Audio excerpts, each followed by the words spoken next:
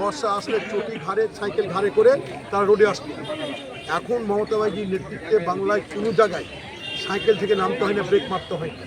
একটা কাজ 5 বছর 6 বছর হলে একটা রিপেয়ারিংয়ের প্রশ্ন থাকে, যেখানে যা হয়েছে মমতা ব্যানার্জির উদ্যোগে আমরা সেখানে সবসময় ব্যবস্থা করেছি। আপনি যে জায়গায় বললেন আমাদের এলাকায় কোনো রাজনৈতিক সংঘর্ষ নেই। আপনি যদি বলেন পারিবারিক, কালকে দেখবেন কাশিরাঙ্গায় দুটো পরিবারের জল ঢালাকে করে কেন্দ্র করে যদি পরিবারে মারামারি হয়, হানাহানি হয়, এখানে দল বা কোনো রাজনৈতিক দল তার দায়িত্ব নেবে।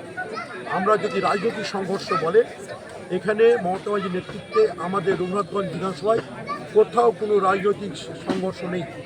আজকে তৃণমূল মানুষ, প্রতিটি মানুষ তৃণমূল হয়ে গেছে। যদি এরকম সংঘর্ষ হতো, এই যে মিছিল দেখলেন ইনকলাব জিন্দাবাদ, রঘুনাথগঞ্জের বুকে মানুষের যে সমর্থন তৃণমূলের প্রতি আছে, কোনো রাজনৈতিক দলের মিছিল করার মতো সে ম্যান পাওয়ারও থাকতো না, যোগ্য থাকতো।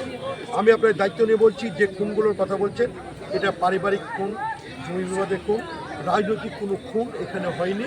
আপনার মিডিয়া বড় বড় করে গল্প করছেন, প্রত্যেকটা আপনাদের অধিকার আছে, আপনাদের স্বাধীনতা আছে। এবং এই যে গতকালকে কাশিরাঙ্গা, আপনি খোঁজ নিন, আপনার রিপোর্টে আমি দেখলাম কোন বন্ধু অ্যাটাক করেছে, আমাকে ভালো লাগলো। কোনো একটা সাংবাদিক চ্যানেল করেছে, বলছে যে পারিবারিক বিভেদে জল ফেলাকে কেন্দ্র করে।